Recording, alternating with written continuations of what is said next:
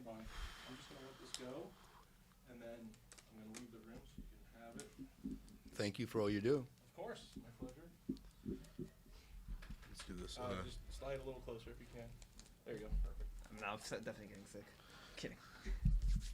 Okay. Are we rolling? I guess so, right? Okay. Yeah. Okay. Ladies and gentlemen, boys and girls, welcome back to the Service Entrepreneurship Podcast. My name is Jake, My name is Ari. and we have with us here today Dr. Arthur Schwartz. Hi, guys. Great to be with you. Amazing. Just to start us off really quickly, would you like to tell everybody who's listening a little bit about yourself, what you're involved in, character.org, just a little overview? Sure. I have had the honor of serving as president of character.org for 5 years. I'm now president emeritus.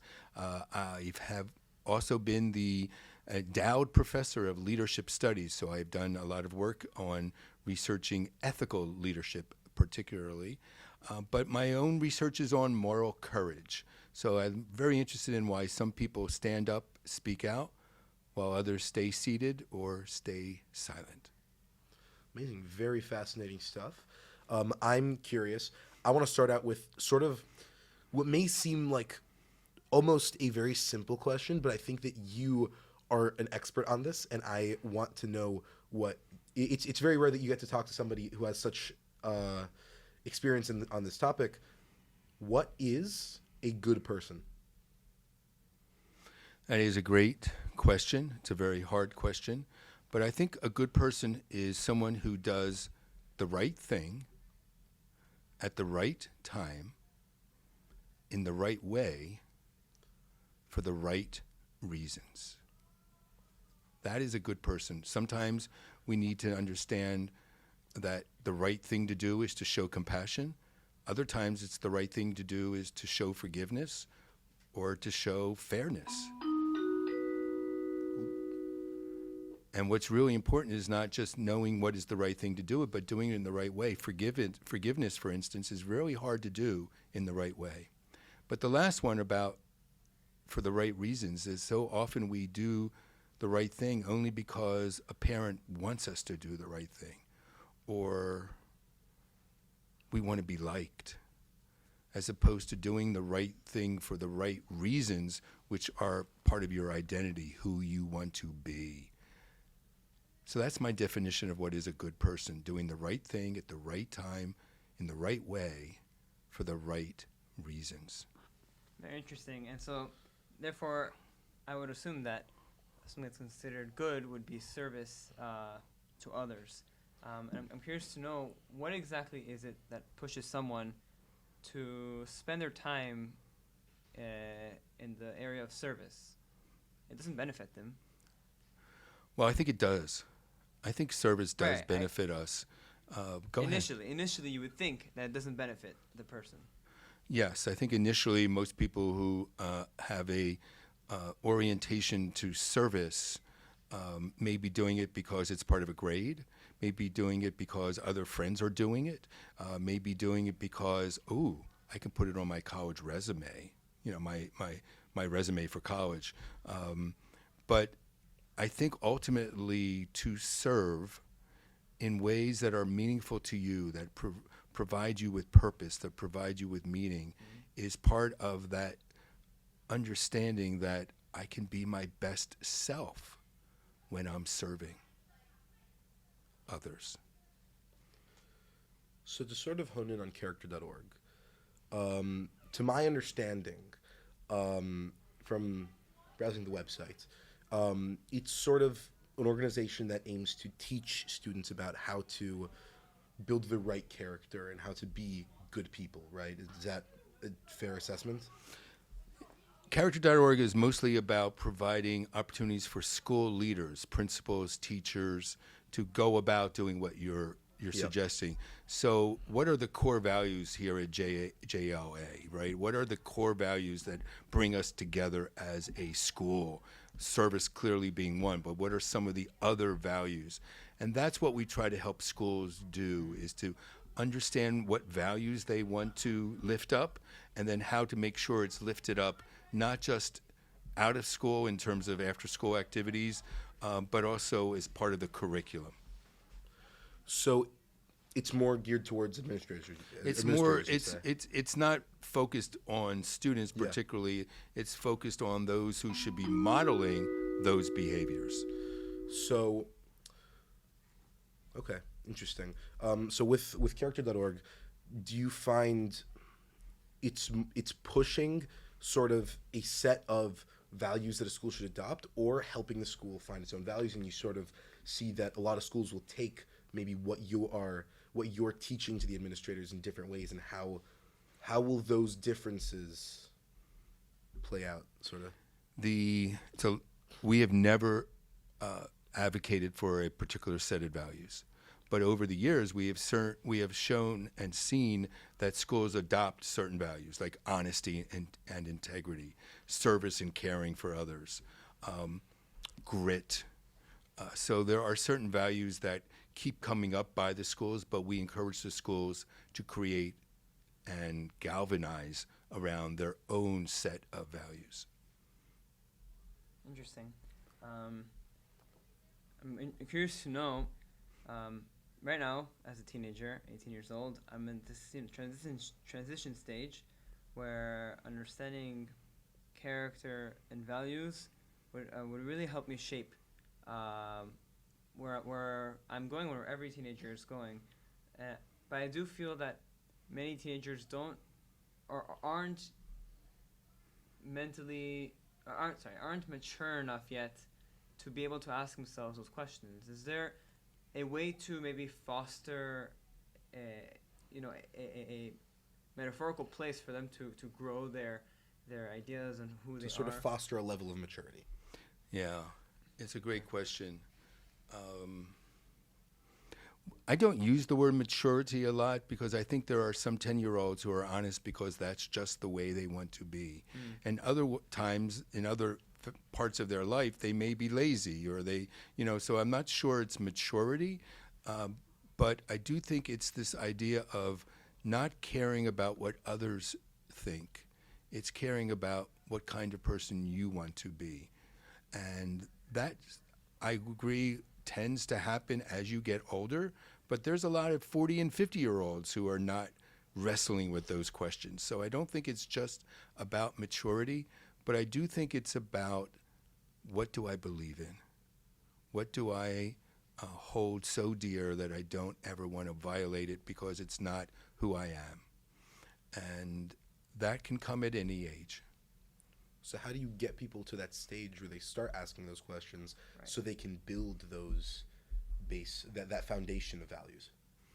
Well, one is to go to a school that has a set of values that are sort of really fostered and really integrated into everything that the school does. So, for instance, I'll just give you one.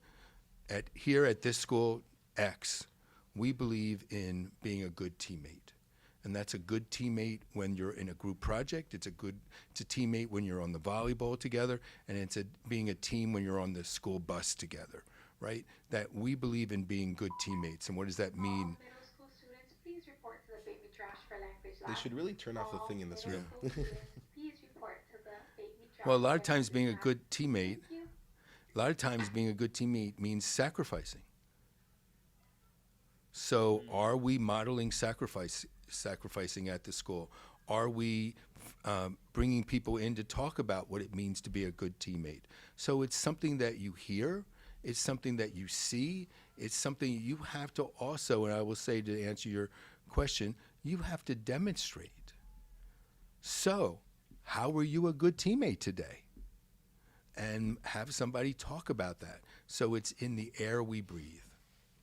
Can you maybe speak about which type of values you should are healthy for you to carry when you are focused in the area of service? That's a great question. It truly is. I think the most important part of service is, I'll say there's two. One is when you're working with a group, a class, on a group service project, it may not be a service that tugs at your heartstring. For instance, some people really might like working with homeless, but others want to work on the environment or with foster children or whatever it might be. So the first is to be able to kind of say, I'm part of something bigger than myself. And that's part of why I serve, because my class, my school, we're working on this environmental project, this climate change project. I'm part of that. That's part A. Part B is what pumps you up. What are you excited about that you want to serve on? For me, it was coaching Little League. It was such a big part of my life. I sacrificed so much. It was service, but it was something that gave me such joy.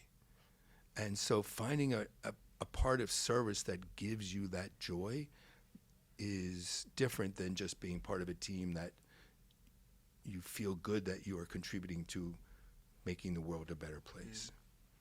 So it's two parts.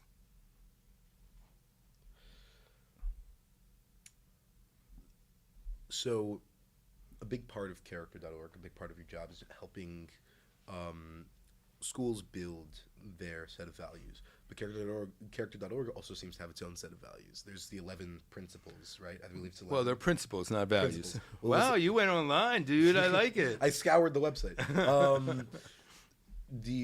I guess, yeah, actually, what's the difference between a principle and a value? What do you mean when you say 11 principles? What would be different between me saying we have 11 principles and we have 11 values? Because to me, they sound a lot like the same thing. Yeah, no, principles in this case are just sort of like stepping stones. Okay. That if you want to build a very strong culture of character at this school, these are some stepping stones to take.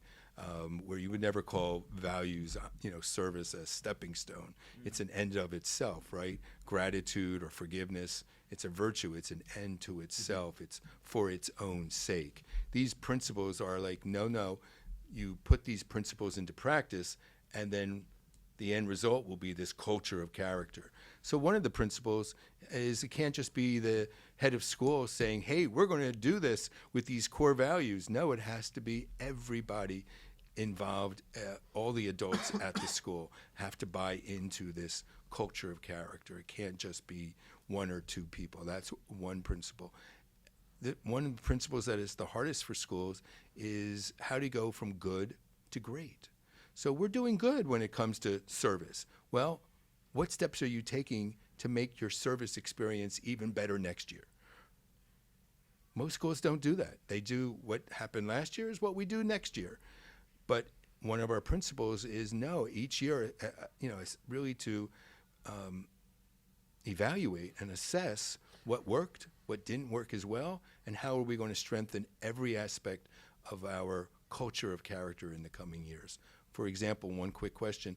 There is going to be adults new to the school here at JLA next year who aren't here right now. How do they learn about the culture at JLA? Could we do a better job of that? That's another principle. So these are all just different stepping stones, different steps that schools take to make sure their culture of character is comprehensive. Okay.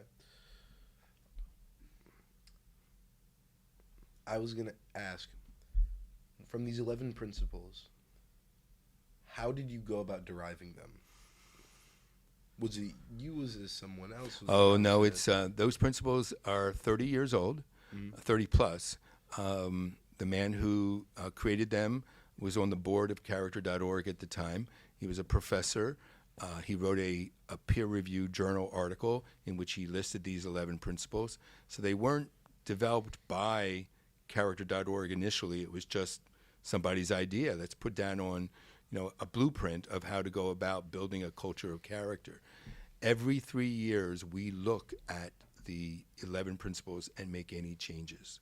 So, for instance, one change that we just made a couple of years ago was the school as a caring community used to be a principle. Now, the principle in those last couple of years, the school is a caring community where everyone feels they belong. The word belong was never in the original principle. We added it because we think that adds value to just caring community. It's different. So those are the sort of changes that we make every 3 years to each of the 11 principles.